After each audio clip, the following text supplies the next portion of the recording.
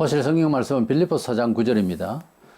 너희는 내게 배우고 받고 듣고 본바를 행하라. 그리하면 평화의 하나님이 너희와 함께 계시리라. 아멘. 예수를 믿어서 영생을 얻는다고 하는 하나님의 은총의 구원 방법은 전적으로 하나님의 은혜로 말미암아 되어지는 것입니다. 우리가 죄인인데 우리 죄를 또 형벌을 위해서 주님이 속죄 제물이 되셔서 우리의 벌을 대신 받으시고 당신께서는 우리의 죄값을 치르심으로 말미암아서 우리는 그 공로를 믿으면은 구원을 받는다라고 하는 것이 기독교의 구원의 핵심 가치이고 내용입니다. 그런데 그 믿음을 어떻게 생활해서 말로서 표현을 하고 또 행동을 옮길 것이냐 하는 이 문제는 그리 단순한 것이 아닙니다. 왜냐하면 우리의 삶 속에서 경험한 바 또 이론과 지식이 하나님이 우리를 위해서 주신 그 계시의 내용하고는 너무 다르기 때문에 그렇습니다. 철학적으로는 어느 나라 어느 시대의 논리든 간에 이해를 하고 또 반박을 하고 이렇게 할 수 있는 부분이 있지만은 절대적 가치를 알고 있는 진리는 우리가 너무 진리에서 벗어나서 멀리 와 있기 때문에 여러 경험을 통해서 눈이 어두워서 하나님의 뜻을 모르기 때문에 그 하나님의 뜻대로 산다고 하는 것은 그런 장사가 없습니다. 쉽지 않아요. 그러나 그것은 분명히 성경대로 볼 것 같으면 믿었으면 그 고백대로 삶을 살아서 하나님의 자녀다운 삶을 살아야 되겠는데 고백은 쉽고 증명은 어렵다고 하는 것을 우리가 생각을 하게 됩니다. 그래서 고백은 가능하고 증명은 어렵다 물음표를 넣어서 이런 주제의 말씀을 나누고자 합니다. 먼저는 신앙 고백이라고 하는 것은 세상에서 비춰진 또는 대조가 된 이런 어떤 지식적인 견해가 아니고 하나님의 말씀을 듣고 단지 하나님께서 만물을 지으시고 그 당신의 아들 예수 그리스도를 독생자로 우리에게 주셔서 희생의 제물로 받으시고 우리는 믿으면은 영생을 얻게 된다 하는 내용을 중심으로 해서 여러 성경의 그 내용을 위하여 구약 성경은 예비된 그런 예언적 말씀이고요. 신약은 오신 예수에 대한 내용인데 신구약 성경 전서는 예수 그리스도를 통하여 하나님을 믿고 구원을 받고 또 은총을 받는 새로운 비법을 우리에게 주신 것인데 이것을 믿는다라고 예수님을 내 구주로 믿는다, 구원자로 믿는다부터 시작해서 나의 생활을 전부 주님이 인도하신다.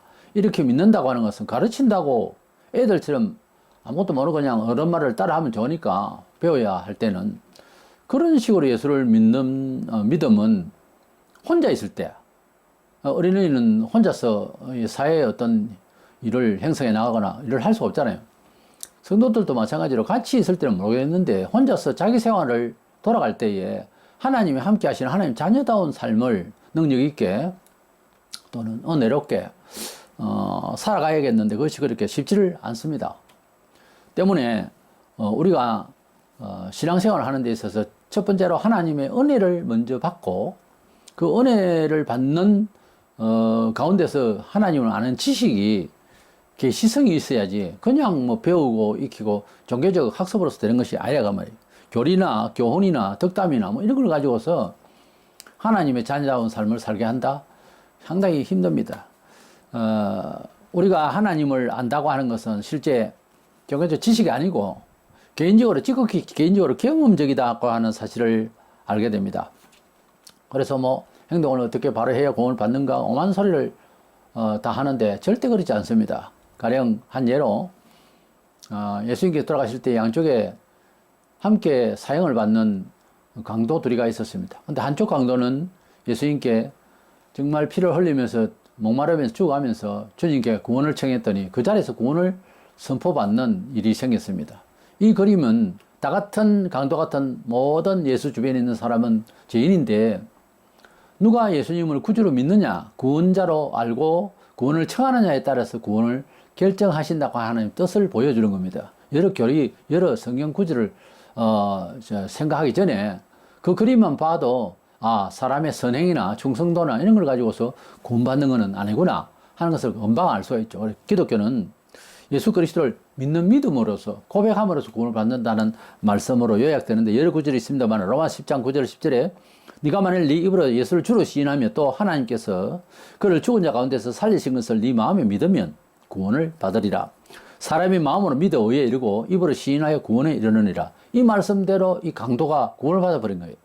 그러니까 우리가 살아있으면서 믿어볼까 말까 믿어볼까 말까 그러다가 마침 죽을 때가 돼서 믿어버리면 되겠는데 말을 하자면 그러나 믿어볼까 말까 하다 말까 할 때 죽으면 어떻게 돼요? 그러니까 믿음이라고 하는 것은 우리가 의지적으로 믿어볼까 말까 하는 그런 신뢰 의지가 아니고 하나님이 주시는 계시성이 있는 것입니다. 그래서 예수님께서 땅에서 전도하시고 말씀하실 때에 여러 말씀 중에서 우리가 보통 이해하기 힘든 어떻게 그렇게 말씀하시지 하는 부분이 여러 부분이 있는데 그 중에서 특별히 구원 문제에 대해서는 하나님 아버지께서 그러니까 아버지께서 우리는 하나님 이랬대죠. 하나님 아버지께서 자기에게 사람을 보내주지 아니하시면 아무나도 내게 올 수 없느니라. 주님 그렇게 말씀하시거든요. 사람이 전도를 한다 또 접근을 한다 하는 것도 하나님께서 허락하셔야 접근이 되고 만나지고 그렇습니다. 하나님께서 감동하지 않으시면은 아무래도 안 됩니다. 인연이 안 되려면은 옆집에 살아도 30년 이상 가버려요. 40년 이상 가버려요. 자기 자식이고 자기 부모님들도 모르고 살았다는 거예요. 여기 이상가족 찾기 그 방송할 때 들어봤죠. 가까운 동네 살았어요. 근데 어떻게 그렇게 피하고 그렇게 안 만나졌을까요? 우리가 우연이라고 하는 것을 뭐 어떤 때는 우연이라고 할 수도 있지만은 보통 그렇게 말하지만은 세상살이가 우연이라는 게 하나도 없어요, 사실은. 아주 만나기 힘든 부분에 사람이 어느 순간에 어디서 만날 수가 있어요. 그래서 우리가 하나님께서 우리를 구원하시는 이 구원의 내용은 여러 종교가 있는데 내가 선택을 해서 온 것 같아도 그렇지 않습니다. 예배당하고 자기 집하고 담을 같이 쓰는 촌동네에는 그런 경우가 많아요. 근데 예배당 새벽 좋은 소리가 4시 반 되면 딱 그 동네에 울리기 때문에 엄청 큰 소리 납니다. 그렇게 깨우고 그렇게 예수 믿으려 해도 담을 같이 쓰는 예배당 담을 같이 쓰는 그 옆집 사람도 예수를 믿지 않더라고요. 오히려 심리 밖에 있는 사람이 호롱불을 들고 새벽 기도로 온다고. 큰 먼 길을 걸어오는 사람은 뭐냐고. 우리가 하나님께서 믿음을 주셔야 믿어지는 거고 역시 예수님이 누구라고 하는 것은 책을 통해서 아무리 공부를 해도 성인 정도 됩니다. 4대 성인 중에 한 사람이라 이렇게 거쳐요. 합리적으로 생각한다면 뭔가 하면은 내게 세뇌가 되어 있고 학습이 되어 있는 발판 위에서 생각을 하는 거거든요. 아무리 합리적으로 이 얘기를 하지만은 그것을 합리적으로 보편적으로 받아들이는 지식이 안 돼 있으면 그것도 거부해요. 이는 신적 계시를 떠나서 사회적인 상식도. 그러니까 학습이 안 돼 있으면 이해가 부족하면은 소통이 되기 어렵습니다. 그러니까 꽉 막힌 사람은 정말 앞으로 나아가는 것커녕 평범한 보편 생활 하는데도 어려워요. 근데 의외로 우리나라 사람들이 보면 조상대도 좀 닫혀 있어요. 굉장히 닫혀 있어요. 근데 그것이 본래적 자아인 줄 알아요. 그것이 깨어지고 난 뒤에 진짜 자아가 따로 있어요. 얼마나 아름답고 멋진 자아가 따로 생성되는 것이 아니라 본래적 자아는 따로 있어요. 하나님께서 사람마다 다 거룩하고 아름다운 영광스러운 모습을 주셨어요. 이걸 지역과 환경과 경험마다 학습되어지고 경험되어진 것이 뒤덮어져서 덧칠해 가지고서 그것이 난 줄 알아요. 그러니까 우리 자신을 하나님 앞에서 믿음을 가지고 있다고 하는 것은 정신적으로는요 자기를 깨는 겁니다. 뭔가 갇혀져 있는 것이 깨어지지 않으면 새로운 자가 생기질 않아요.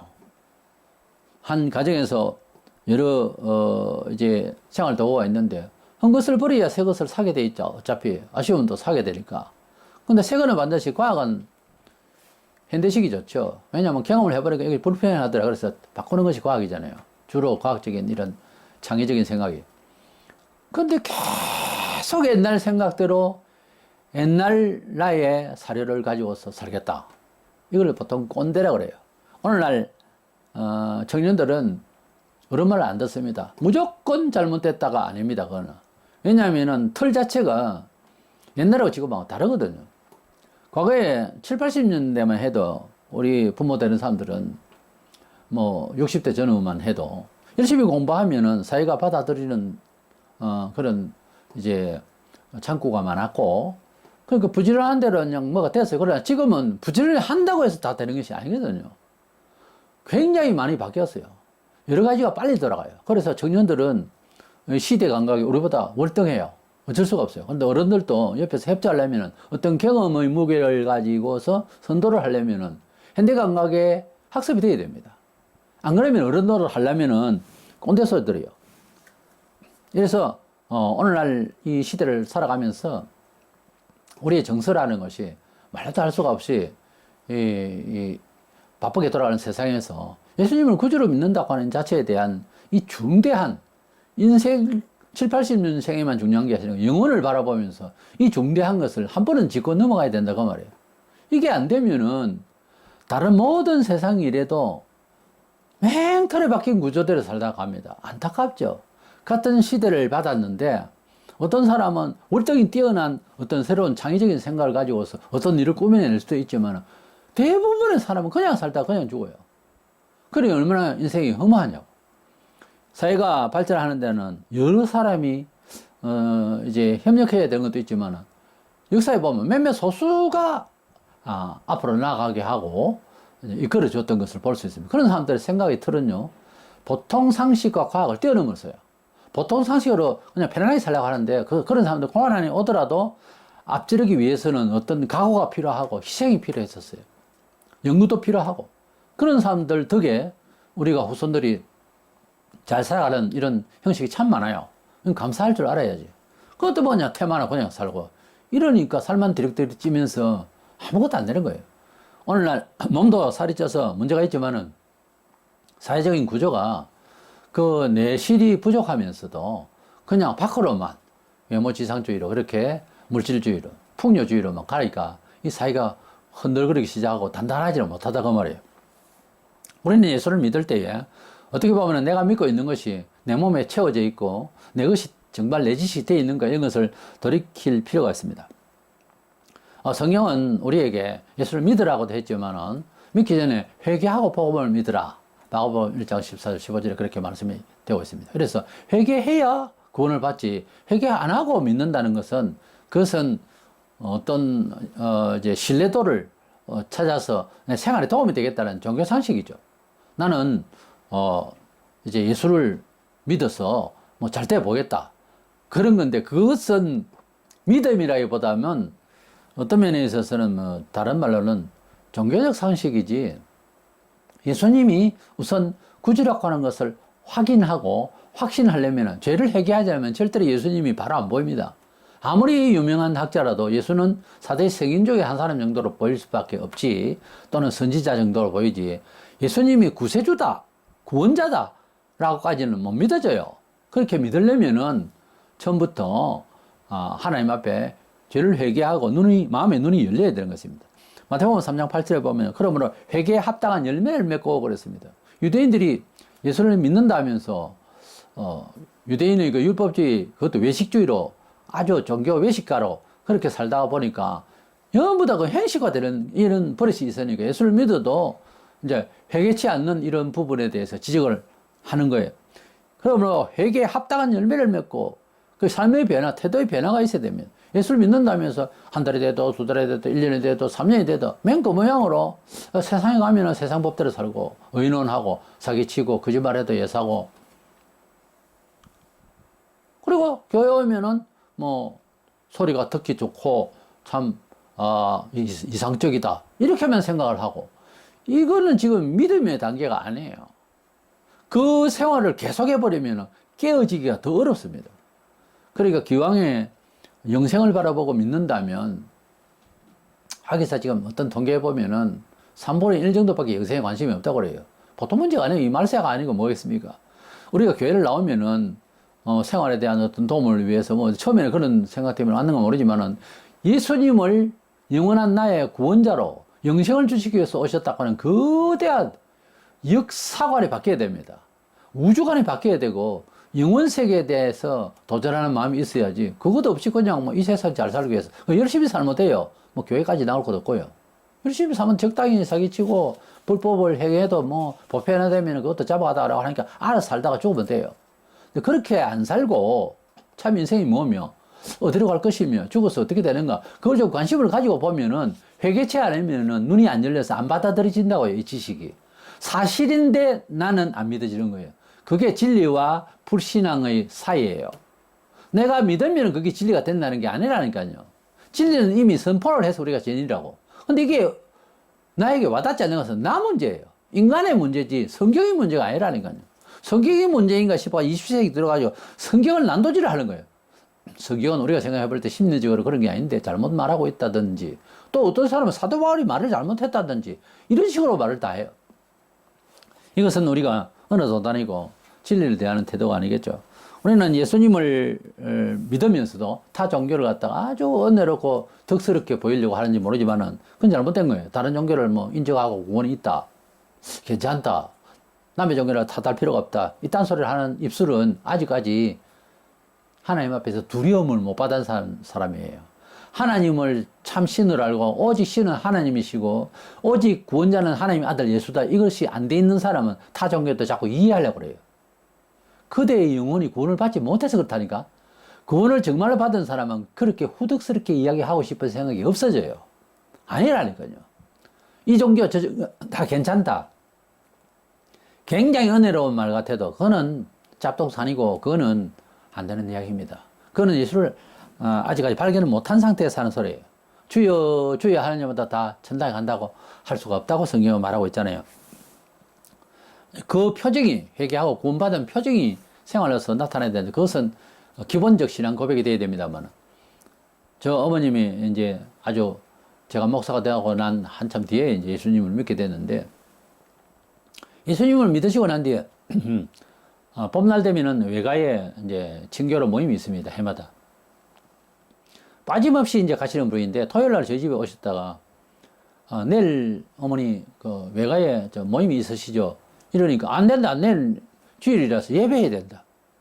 그거 보세요. 사람이 하나님을 알고 하나님을 만나는 만남이 그 예배 시간이 더 좋고 또 예배를 드려야 된다는 거룩한 부담감 그리고 아름다운 생각이 있으면 그 즐거움이 외가의 그 평생을 보며 만나는 이런 가족 모임에 또 이제 안 가는 거예요. 그거 보세요. 우리가 예수님을 나의 전부로 알고 생명의 주님으로 알면은 그렇게 생활의 변화를 통해서 고백을 하는 겁니다. 신앙 고백이라는 그런 거예요. 예수님을 구주로 만난 사람은 신앙을 하고 뭐 예수를 오래 믿어서 논리적으로 말하지 않습니다. 할 줄도 모르고 그냥 예수님 좋다 그래버려요. 예수님을 만나서 구원을 받았으면은 주님의 은혜에 눈물로 감격을 할 수밖에 없습니다. 그럼 자잘한 얘기로서 말을 못해요. 이것이 회개가 어떤 면에서는 회개도 되어져야 돼요. 회개가 되어지고 은혜가 되어지고 그래서 우리의 신앙 고백이라고 하는 것, 신앙인으로 불쑥 나타나게 돼버린 것은 몇 달을 이렇게 계속 믿는 사람은 은총 중에 은총이죠. 그러나 불신 과정에서 불신자로서 있다가 예수를 믿게 되는 것은 이것은 계시예요. 계시적으로 되는 것이지 이것이 우리는 물론 복음을 전도해서 예수 믿으라 하는 말을 하지만은 그가 마음이 열리는 것은 하나의 몫이라고요. 때문에 우리가 전도하는 사람 너무 부담 가지면 안 돼요. 일단 전도하기 위해서 최선을 다하는 것 뿐이에요. 예수를 잘 설명하겠다 그것만 잘하면 돼요. 그것도 자기가 할 수 있는 영향권요. 그렇게만 하면 다 하는 거예요. 책임을. 그 이상은 어떻게 할 수가 없어요. 사도가 전에도 안 믿는 사람 안 믿고 심지어 예수님이 3년을 가르치도 안 되는 놈은 안 되더라고. 가룟 유다 같은 경우에 3년이면요 굉장한 겁니다. 세월이. 그것도 안 되잖아요. 안 되는 놈은 안 되는 거니까 어쩔 수 없는 거니까 너무 낙심할 건 없어요. 이래서 예수님을 구주로 믿고 신구약 성경을 갖다 진리의 계시를 받아들이고 내 생활의 처세를 알고 인생의 철학을 믿겠다고 하고 신뢰하는 것은 계시성이 있다는 겁니다. 때문에 하나님의 말씀을 믿고 예수님을 하나님 아들로 벌써 믿는다고 고백하는 것은 계시를 받은 거예요. 성경적으로 성령을 받은 거예요. 말하자면 신을 받았다고. 고린도전서 12장 3절에 예수님을 성령으로 안 하는 누구든지 예수를 주시라 할 수 없는 일을 했어요. 예수님을 진정 나의 주님으로 믿는다면 성령을 받은 거예요. 다른 말로는 계시를 받았다고. 하나님이 뇌를 열어서 그걸 깨닫게 했다고요. 이것은 강요도 억지도 아니에요. 원만하게 이해가 되어지는 거예요. 이것은 학문을 들어가기 전에 원만하게 믿어지는 거예요. 이것은 계시입니다. 그래서 우리 기독교 신앙은 계시성이 있다. 이것을 전제로 생각을 하면 좋겠습니다. 두 번째로 생각하는 것은 이 믿음을 이렇게 계시적인 믿음을 내가 가지고 있는데 그 정도가 또 있겠죠. 예수님을 구주를 믿고 생활을 하는데 믿음의 그 강력이 또 이제 강약이 또 있어요. 큰 믿음이 있고 적은 믿음이 있고 이래 있는데 우리의 믿음을 이제 신앙으로 고백하고 전도하고 해야 되겠는데 믿게 믿는데 믿는다고 고백을 하는데 증명하는 것은 그렇게 쉽지 않습니다. 법원에 이제 참고인으로 우리가 가서 재판에 이제 내가 본 대로 그를 아는 대로 또 상황 자체를 확실히 본 대로 이야기하는 것도 떨립니다. 말을 잘못하면 안 되니까. 거짓 증언을 하면 안 되잖아요. 그래서 증명을 한다는 것은 좀 쉬운 이야기가 아닙니다. 보증을 쓴다, 증명을 한다. 이건 그렇게 쉽지를 않습니다.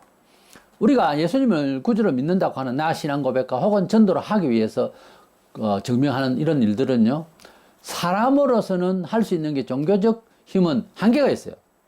그러니까 성령의 감동을 크게 받으면은 전하는데 힘도 생기고 기쁨도 있고 목숨도 아끼지 않을 수가 있습니다. 그래서 우리가 증명을 한다고 할 때는 때로는 목숨을 담보로 해야 될 경우도 발생해요. 사도행전 1장 8절에 그래서 오직 성령이 너희에게 임하시면 너희가 권능을 받고 예루살렘과 온 유대와 사마리아와 땅 끝까지 이르러 내 증인이 되리라. 주님께서 사도들에게 성천하시기 직전에 너희들이 지금 나를 믿고 다 배웠지만 성령의 충만함을 받았고 성령을 받아서 소위 말하는 성령세례라고 하는 불세례라고도 하고 그러는데 이 성령을 다시 충만히 받아서 권능을 입어야 된다. 권능을 받고 증인이 되라. 그랬습니다. 그 권능을 받으면 어느 정도 증인이 되느냐. 증인이라는 말, 말투스라는 이 말은 영어로는 다이아마이트라고 하는 두나미스라는 권능을 받는 거예요. 그래서 권능을 받아서 증인이 된다는 말투라는 말은 순교한다는 말. 그러니까 목숨을 걸고 증명을 한다는 거예요. 내가 믿는 바가 내 생활을 심지어 자기 자식을 걸고 철을 걸고 남편을 걸고라도 얘기를 할 수 있는가? 그런 정도로 너가 믿는 진리가 확실하냐? 아멘이라고 할 수 있어야 된다 그거죠. 근데 지금 떠성거렸는데 칼을 들이대고 순교의 현장에 가서 너 진짜 예수 믿는가? 안 믿으면 너 살려줄게. 너는 믿는다 하면 너 자식도 눈앞에서 보이는데 죽이겠다. 그래도 할 수 없다. 믿는다라고 할 수 있느냐 하는 거예요. 이것은 사람의 의지로서는 못하잖아요. 어렵잖아요. 그러니까 성령의 충만함을 받으면 증인이 된다. 이것은 순교자가 된다는 말과 똑같은 이야기예요. 그래서 목숨 걸고 예수님을 믿는 대로, 신뢰하는 대로 행동하려고 하는 것은 그렇게 쉽지는 않습니다. 생활의 변화, 술집 장사를 하다 예수 믿고 난데, 이건 아니다 해서 장사를 바꾼다. 그게 쉽습니까? 가족이 먹고 살고 있는데, 주일날마다 꼬박꼬박 장사하는 사람이 이제 예배드리고 주일날은 쉬면서 하나님의 자녀답게 평안을 누리는 하루를 찾겠다, 일주일에 한 번은. 그게 갑자기 변한다는 것이 그렇게 쉽지 않습니다. 이것도 하나의 어떤 순교적 신앙이 필요한 거예요. 어떤 면에서는 기독교는 순교적이어야 합니다. 모든 면에 있어서 죽이고 내려놓고 비워야 되거든요. 새로운 우리가 공급받아야 되니까. 우리가 생각하고 있는 잘못된, 그리고 늘 해봤자 거기서 거긴 이런 피를 뽑아내고 예수 그리스도 보혈을 받아들여야 되거든요. 수혜를 다시 해야 된다고. 그러니 그게 쉽지도 않잖아요. 결코 쉬운 게 아니에요. 절대 남이 은혜를 받은 그게 쉬운 게 아니에요. 그 은혜를 채우기 위해서는 분명한 갈등과 고통이 있었어요. 남의 은혜 받은 것을 쉽게 생각하지 마세요. 그래서 그 은혜를 받기 위해서 간절해야 될 줄로 믿는 것입니다. 기독교 신앙은 어떤 면에 있어서는 한마디로 순교적이에요. 이것이 중요합니다. 전도를 하락해도 잘 안 됩니다. 해야 되는 게 마땅한데도. 근데도 전도를 안 하면 안 되겠다는 사람이 있어요. 고린도전서 9장 16절에 내가 복음을 전할지라도 자랑할 것이 없어 내가 부득불할 일임이라.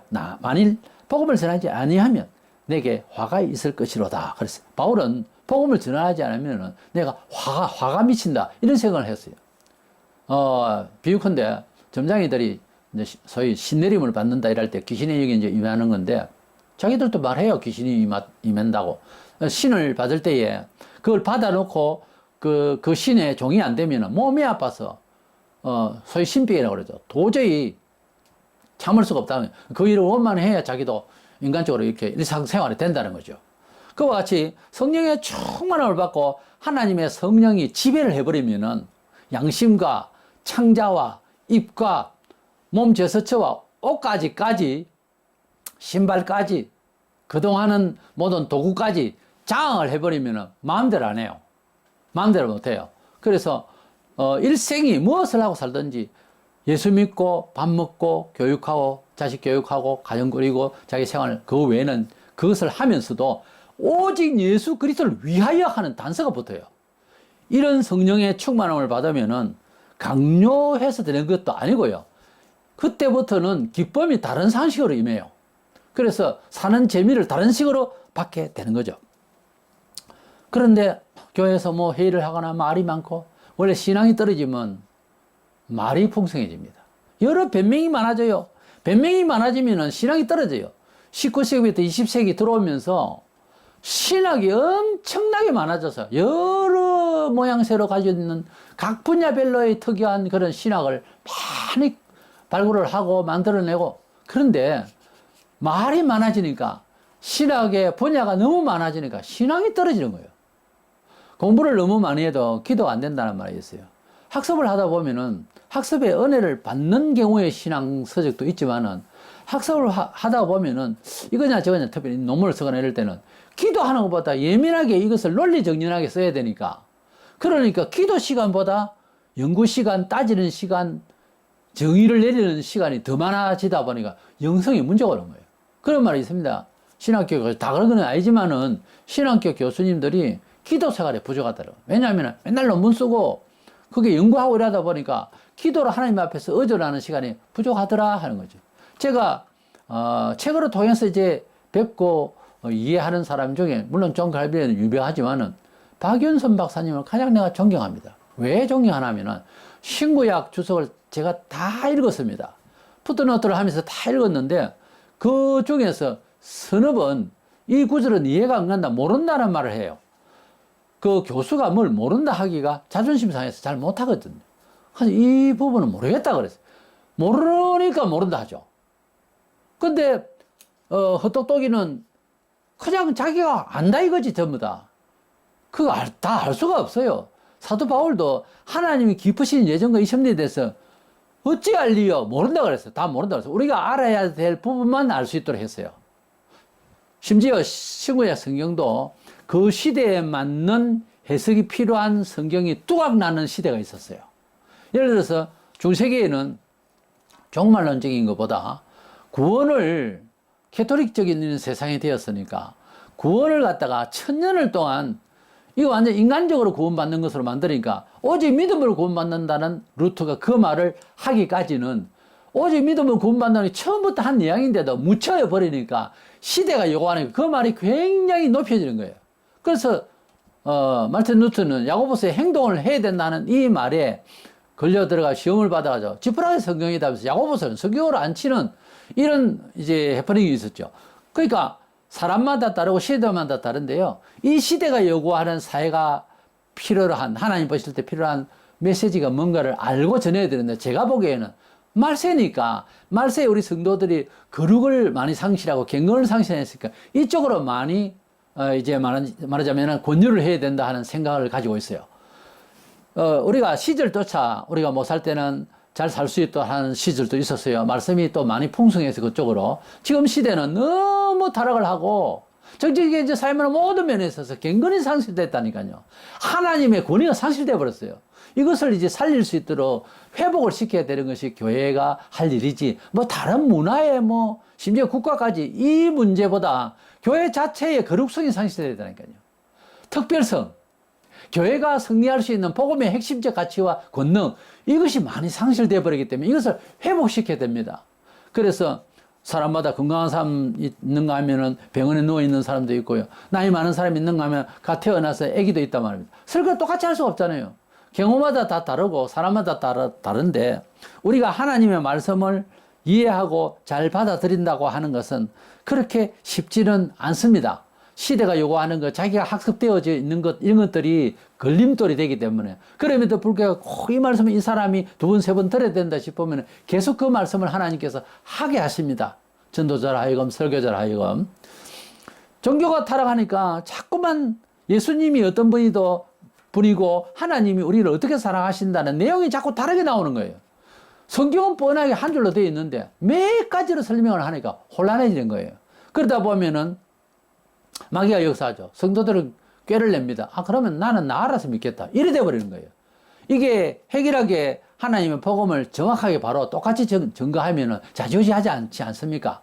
그런데 이 말했다 저 말했다 목사한테 이러니까 교인들도 뭐 우리도 알아서 믿자 이렇게 되는 거죠. 지금 그런 시대가 되었다고 말해요. 말세가 되면 지식이 많아서 그 말이 그 말입니다. 세상에 뭐 철학이 많아진다, 과학적 지식이 많아진다. 성경은 지금 그 이야기 하려고 하는 건 아니거든요. 믿음에 대한 이야기, 여러 가지 이야기를 하게 되고, 이렇게 되니까 정처가 없는 거예요. 인터넷은 뭐 정보 시대다 지만 완전 쓰레기 정보예요. 옳은 건 몇 개 없어요.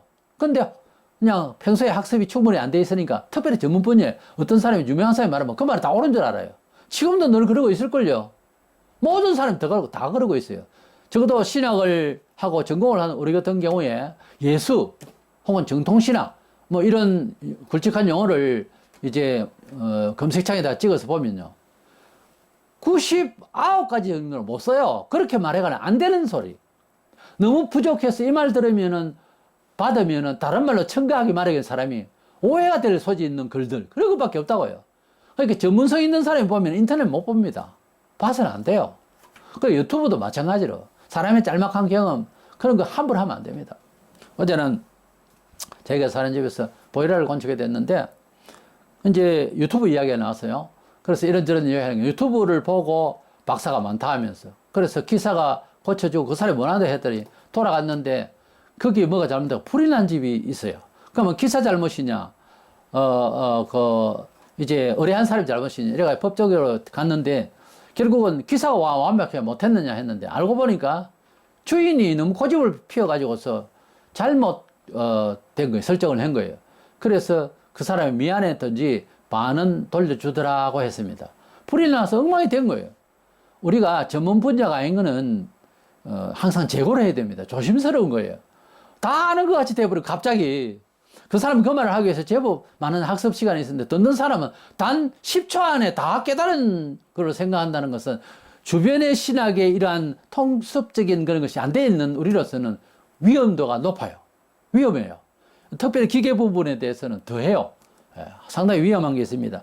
그리고 뭐 전자기기도 그렇지만은 일반 목공 도구라든지 이런 것들도 보기는 참 편하죠. 근데 그게 아닙니다. 굉장한 위험이 따릅니다. 이래서 우리는 어떤 일이 발생할 때는 꼭 많은 수련이 있고 이론이 거쳤고 경험이 되어 있는 전문가를 선택하는 것이 손해가 안 됩니다. 전문가를 선택해야 됩니다. 그래야 뭐 전문가도 투자한 만큼 뭐 월급을 받든지 수고비를 받아서 사는 것 아니겠어요? 너무 전문가를 우습게 보면 안 됩니다. 우리가 어떤 분야에서 전문을 해보면 다른 분야에 전문한 사람을 존경하게 돼 있어요. 함부로 못하거든요. 프로가 된다고 하는 것은 쉬운 것이 아니에요. 프로와 아마의 차이점이 뭔지 아세요? 색소폰을 불고 악기를 해도요, 프로와 아마가 비슷하게 들리죠? 근데 소리 자체 음향도 틀리지만은 특징이 한 가지가 있어요. 아마는 실수를 합니다. 빠뜨림이 있다고요.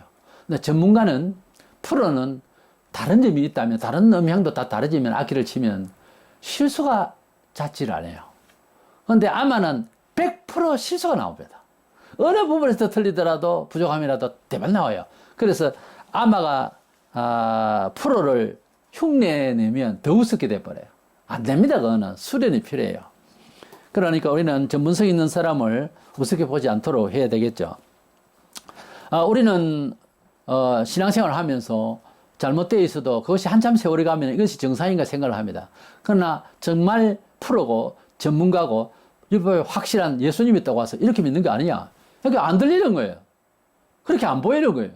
그거는 우리의 보편 사회가 잘못 익어버린 그런 범죄적인 입장에서 악한 입장에서 바라보니까 예수가 죽일 놈이다 이렇게 된 거예요. 이건 큰 오해가 된 거죠.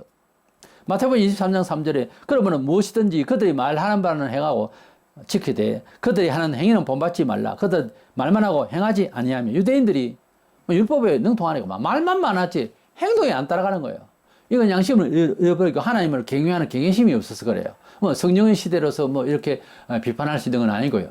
그들이 경외심이 없는 거예요. 하나님 앞에서 정말 심적으로 경건하게 그렇게 살지 않고 말만 가지고 형식만 가지고 종교적 예의만 가지고 예의가 사람 살아가는데 참 좋죠.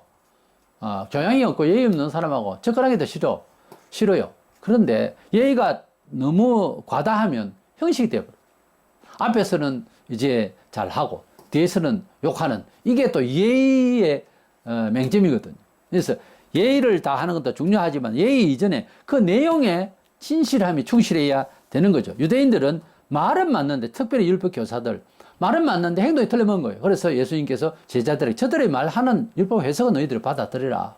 그러나 그들의 행위는 본받지 말라. 앞뒤가 자기들도 말이 안 맞다 지금. 그러니까 행위는 본받지 말라 그렇게 말씀하셨어요. 그러니까 얼마나 우리의 믿음이 말과 행동이 일치해야 되는 것을 주님이 요구하시나 그 말이에요. 지금도 기독교인으로서의 기독교적 교리라는 게 있어요. 그것을 말은 하는데 그 행위가 나타나지 않을 때 신행 일치가 안 되면은 그게 비판이 나오고 구술수가 생기고 문제가 심각하죠. 이래서 우리는 행위가 되지 않는 이 답답함, 알기는 많이 아는데, 들어서 아는데 행위가 되지 않는 이 답답함, 이걸 어떻게 하면 좋겠습니까? 성령이 충만해야 되는 것입니다. 성령 충만하니 안 하니 하고 또 주님을 죽는 데까지 따라가겠다 하던 베드로도 그냥 주님이 잡혀가시니까 도망가 버렸잖아요. 그리고 부인했잖아요. 그러나 사도행전에서 성령이 충만함을 받으니까 마음속에서부터 폭탄 같은 힘이 생기니까 이제는 목숨 걸고 증거를 할 수 있는 거예요. 3년 동안 배운 거 그대로 증거할 수 있는 거예요. 우리가 예수 믿고 몇 년 되면은 얼마나 많이 압니까? 그대로 증명을 해야 되는데 무기력하고 나 자신에게도 내를 증명 못하는, 남에게 증명은 커녕 이렇게 되어 있는 상태가 오늘날 이 시대입니다. 우리가 지금 이제 더 이상 어떻게 배울 이유도 없어요. 다 알게 됐어요. 그러나 그것을 증명하려면 기도 생활이 필요합니다. 많이 해야 됩니다. 기도를. 그래서 성령의 감화를 위해서 짬짬이 무심코 기도하는 습관이 필요합니다. 지금 이 시대는 성도들이 너무 심각하게 기도하지 않아요. 너무 잘 알고 있는 예수와의 관계, 자기를 살리지를 못해내는 거예요. 이 살려내야 되는 길은 수도를 하고 여행을 하고 뭐 자기를 돌아보는 무슨 맹상한다고 되는 게 아니라 기도를 해야 되는 거예요. 하나님께 성령을 부어주셔서 감동이 있어야 되는 거예요. 하나님의 뜻이, 성경이 심지어 이건 하나님 시대에 맞나 안 맞나 이렇게까지 이제 의심하게 되는 시대가 왔는데요. 하나님의 성경이라는 이 말씀이 하나님의 말씀이요, 우리 생활에서 접목이 되어지고 행동이 되어지면 진짜 기적이 일어나고 은혜가 되어진다고 하는 것을 알려면은 방법은 딱 한 가지예요. 요한복음 7장 17절에 사람이 하나님의 뜻을 행하려 하면 이 교훈이 하나님께로부터 왔는지 내가 스스로 말하는지 알리라 그랬어요. 행동을 해보면 이게 하나님 뜻이구나 하는 것을 알게 된다는 거죠. 야고보는 믿음을 이야기를 할 때에 야고보 2장 18절에 어떤 사람은 말하기를 너는 믿음이 있고 나는 행함이 있으니 행함이 없는 내 믿음을 내게 보이라. 나는 행함으로 내 믿음을 내게 보이리라. 야고보는 다른 뜻이 아니고 우리가 믿는다고 할 때 그 진정성이 행함으로서 나타내야 되지 않느냐는 거예요.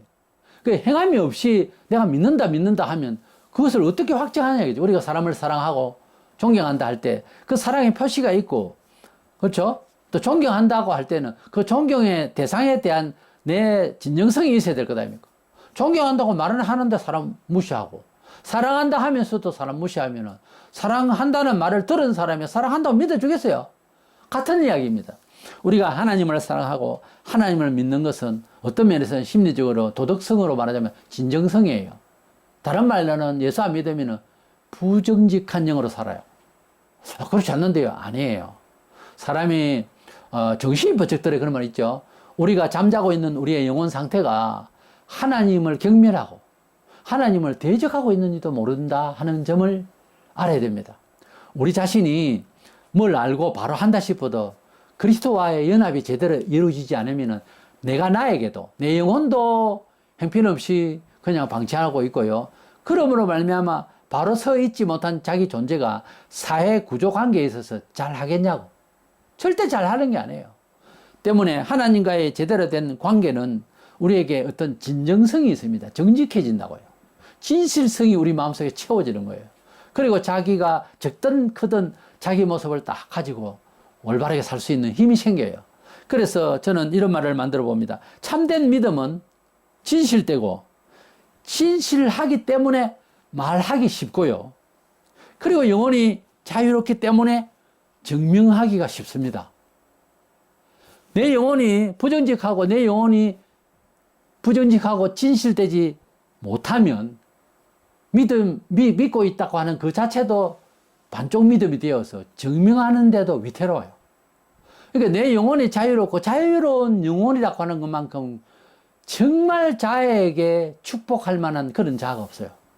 내 영혼이 자유롭다. 어떤 상황이든지 자유롭게 말할 수 있고 그 자유로운 표현이, 증명이 사람들에게 감동이 된다고 하는 만큼 그거는 뭐 거의 태양이죠. 하나의 빛입니다. 그런데 대부분의 사람은 눈치를 다 봅니다. 자세히 보면서 이 사람하고 이야기를 할 때 내가 좀 거짓말을 할 수도 있나 없나. 이 부자유한, 이 악하고 이 부자유하고 부자연스러운 이 부정직한 진실이 사회를 살아가는데 사람 얼굴을 굳게 만들어요. 딱 상대방을 경계하는 거예요. 내가 자유로우면 그렇지 않습니다. 내 영혼이 책임지고 자유롭고 책임지고 숨겨지고 이러면은 부담 없이 말을 할 수 있어요. 부담 없이 증거할 수 있습니다. 이래서 우리는 고백이 먼저냐 증명이 먼저냐 이렇게 따질 것이 아니고 하나님의 말씀대로 내가 믿고 있는 것을 고백한다는 것은 신기하게도 이것은 신적 계시로 결론이 났습니다. 성경도 그렇게 말했고 2000년 동안 신학 참 정통신학에서 이거는 신적 계시다. 그런데 이 신적 계시를 증명하는 데 있어서는 우리가 성령의 감동이 없이는 인간의 종교적 의지 이거로서도 안 되는 거예요. 한계가 와요. 교양, 철학 안 됩니다. 이거 가지고 지식 정도 이거 학벌 가지고도 안 돼요. 이게 원만하지 않아요. 성령님의 감화를 받아서 내가 주와 함께 맺어진 가운데서 이루어진 지식들이 발현되고 생활에 그대로 엮여지고 꽃을 피우고 열매를 맺는 이런 생활이 되려면 기도가 필요해요. 많이 할수록 기도가 더 필요해요. 왜? 더 좋게 발휘하기 위해서. 이래서 고백은 가능하고 증명은 어렵다가 아니고 고백은 가능하다면 증명을 위하여 성령 충만하면 그 고백대로 이루어진다고 하는 사실, 그것을 생활화할 수 있다는 사실, 이것을 알고 기도 많이 하셔서 나의 고백과 나의 생활의 증명이 일치가 될 수 있는 저와 여러분 되시기를 주의 이름으로 축원합니다.